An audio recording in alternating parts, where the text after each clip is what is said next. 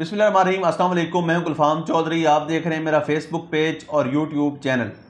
पाकिस्तान की सियासत में अहम तरीन डिवेलपमेंट्स हो रही हैं और मुसलसल डिवेलपमेंट मुतवक्के हैं। इस हवाले से हमारे साथ मौजूद हैं इमरान रियाज खान साहब। उनसे जानते हैं कि पाकिस्तान की सियासत के अंदर कौन सा बौछार आने वाला है और कौन सी नई डिवेलपमेंट्स मुतवक्के हैं।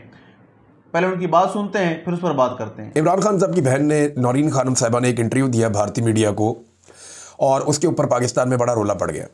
अलग अलग राय है। कुछ लोग कहते हैं उन्हें ये इंटरव्यू नहीं देना चाहिए था, कुछ लोग कहते हैं जी उन्होंने पाकिस्तान के साथ गद्दारी कर दी है, पाकिस्तान के साथ बड़ी ज़्यादती कर दी है और उन्हें ये भी नहीं करना चाहिए था।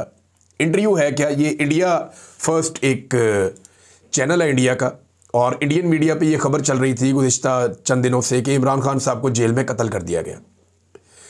इस हवाले से ही राब्ता किया गया इंडियन मीडिया की जानिब से जनाब कि ये इंडियन मीडिया पे खबर चल रही है। और फिर आपको पता है पाकिस्तान में भी बात का बतंगड़ बन गया, बहुत ज़्यादा बात फैल गई थी, काफ़ी बेचैनी हो गई थी। इंडिया और अफगानिस्तान के मीडिया ने ज़्यादा इस खबर को उठाया था क्योंकि दोनों पाकिस्तान के मशरिक़ और मगरिब में रहते हैं, तो दोनों ममालिक करीब हैं, तो यहाँ पे इस खबर की वैल्यू भी ज़्यादा थी, लिहाजा उन्होंने इसको उठाया।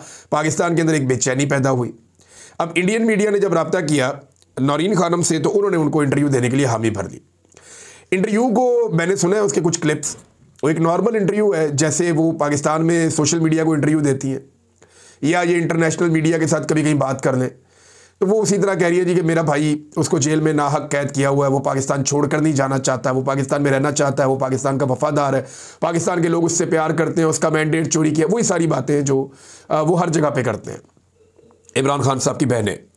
अब इंडियन टीवी पे इंटरव्यू आने के बाद एक आर्टिफिशियल इंटेलिजेंस के ज़रिए से एक जुमला बनाया गया, जिस जुमले में ये आर्टिफिशियल इंटेलिजेंस का जुमला है और जाली जुमले में ये कहा गया कि नौरीन खानम की जानिब से कि जनाब उसमें जाली जुमले में ये है कि नरेंद्र मोदी ऑपरेशन सिंदूर 2 शुरू करे तो इमरान खान बाहर आ जाएगा, इस किस्म की कोई चीज़ है।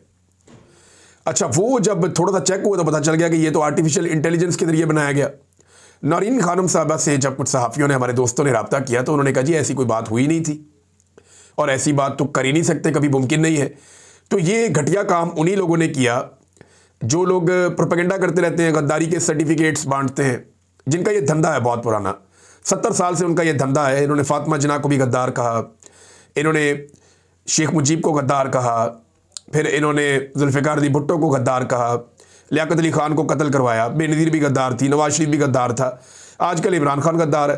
तो ये इनका पुराना धंधा है। वही धंधा करने वालों ने एक धंधा किया और एक जाली ऑडियो बना दी उसके अंदर। अच्छा, पहले तो ये बात है कि उन्हें इंडियन मीडिया को इंटरव्यू देना चाहिए था। देखिए, जिन हालात का सामना पाकिस्तान तहरीक-ए-इंसाफ या इमरान खान साहब कर रहे हैं, इस वक्त पाकिस्तान के बहुत सारे दानिश्वर बिल्कुल उसी तरह कॉलम निगार माहौल बना रहे हैं जैसे 1971 में जब पाकिस्तान 2 टुकड़े हुआ था, तो उन्होंने बंगालियों के खिलाफ माहौल बना दिया था कि ये गद्दार है और ये बागी हैं, ये मुल्क के दुश्मन है, और उनकी लीडरशिप के साथ भी यही किया था। तो जनरल याया ने यही करवाया था उस वक्त जब पाकिस्तान 2 टुकड़े हुआ था। अभी उसी तरह का माहौल खैबर पख्तूनख्वा में कभी पश्तूनों के खिलाफ बनाया जाता है, कभी खैबर पख्तूनख्वा की हुकूमत के खिलाफ बनाया जाता है, कभी पूरे पाकिस्तान में मौजूद पाकिस्तान तहरीक-ए-इंसाफ के लोगों के खिलाफ बनाया जाता है, कभी इमरान खान के खिलाफ। तो उसी तरह से एक बयानिया तश्कील दिया जा रहा है। पिछली मरतबा इस बयानिया का नुकसान पाकिस्तान को हुआ था और जर्नैल तो फिर भी सर्वाइव कर गए थे। अब इस मरतबा दोबारा से वही गंदा खेल खेला जा रहा है।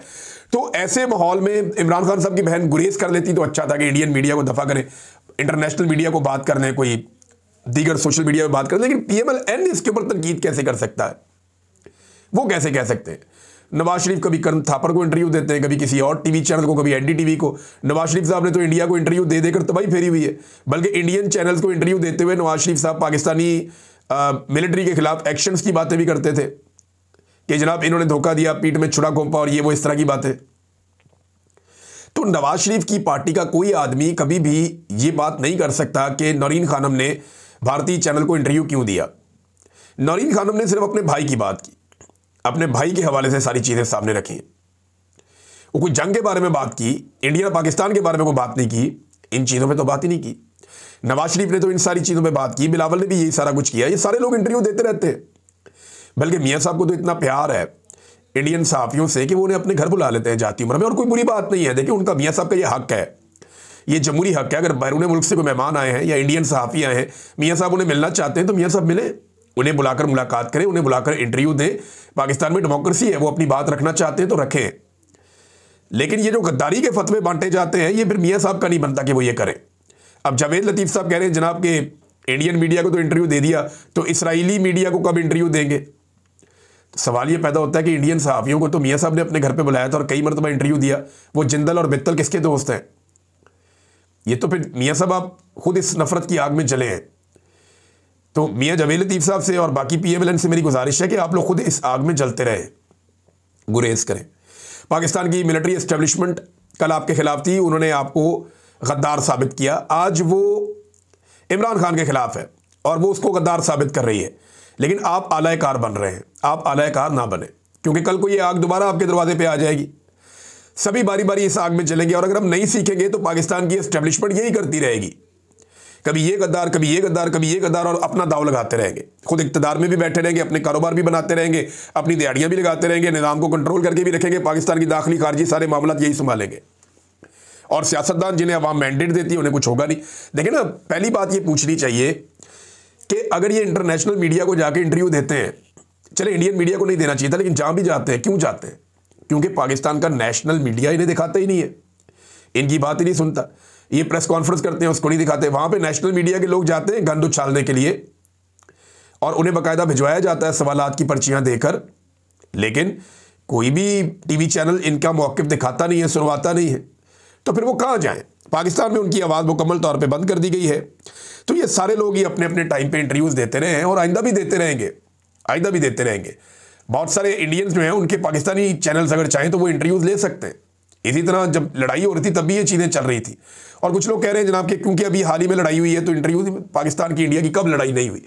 हमेशा लड़ाई चलती रहती है। मैं फिर ये कह रहा हूँ कि नौरीन खानम साहिबा गुरेज करती तो एक कंट्रोवर्सी ना खड़ी होती, बिला वजह का ये गंद ना उछलता जो लोग उछाल रहे हैं। वरना इसमें कोई कबात तो नहीं है। मियाँ साहब भी ये करते रहे, बिलावल भी ये करते रहे, सारे ये करते रहे और हमेशा से करते रहे। बल्कि पाकिस्तान के अंदर तो इंडियन मीडिया को बहुत मॉनिटर किया जाता है और इंडियन मीडिया के अंदर पाकिस्तान के हवाले से बहुत खबरें चलती रहती हैं, हमेशा चलती रहती है। तो ये एक गंद उछाला गया, एक गलीज़ हरकत की गई। मैंने कहा मैं आपके सामने रख दूं और इसका सबूत ये है कि ये आर्टिफिशियल इंटेलिजेंस के जरिए से किया गया। बनी गाला के साथ नाज़रीन जंगल में आग लगी हुई है और लोग अपनी मदद आपके तहत जो वहाँ मुलाजमीन है वो आग बुझा रहे हैं, कोशिश कर रहे हैं। फायर ब्रिगेड को बुलाया, वो 3 घंटे तक तो वो आए नहीं थे। तो यहाँ पे जो है वो जंगल जल रहा है और इस्लामाबाद शहर है, आप अंदाज़ा कर लें ये CDA की कारकर्दगी है। और इसको काफ़ी लोग सोशल मीडिया पे बता रहे हैं कि जनाब आग बुझाने की कोशिश हो रही है, लेकिन फायर ब्रिगेड उस वक्त तक नहीं पहुंची थी जब 3 घंटे गुजर गए थे। नाज़रीन, रद्द-ए-अमल आना शुरू हो गया 27वीं आईनी तरमीम का। एक तो कल यूनाइटेड नेशन ने, अक़वाम मुत्तहिदा ने यह कहा कि 27वीं आईनी तरमीम ने पाकिस्तान में अदलिया का, पाकिस्तान में फ़ौज के एहतसाब का, यानी हर चीज़ का बेड़ा गर्क कर दिया, जमहूरियत का, रूल ऑफ लॉ का, सारा कुछ तबाह कर दिया। अब ये तो अक़वाम मुत्तहिदा ने कहा, अब इसका रद्द-ए-अमल पाकिस्तान में भी आ गया।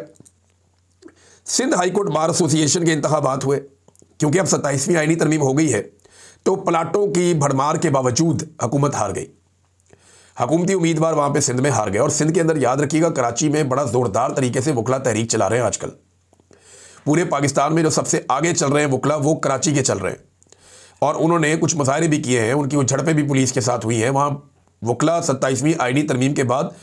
जी बिल्कुल, जिस तरह से आपने सुना, इमरान रियाज खान साहब ने पाकिस्तान की सियासत में अहम तरीन डेवलपमेंट्स हमारे सामने रखी और उन्होंने बताया कि पाकिस्तान की सियासत में कितनी बड़ी तब्दीलियाँ मज़ीद मुतवक्के हैं। यानी इस वक्त पाकिस्तान की सियासत इंतहाई मुतनाज़ बनी हुई है और सियासत से ज़्यादा मामलात अदालतों के अंदर चले गए हैं। लेकिन इस सूरत हाल के अंदर फिर भी अगर ये सियासतदान इकट्ठे होकर बैठें और पाकिस्तान के अंदर जमहूरियत की बहाली के लिए कोशिश करें तो कोई ना कोई मुतवाज़िन रास्ता निकल सकता है। अल्लाह पाक वतन अजीज़ का हामी और नासिर हो। पाकिस्तान जिंदाबाद।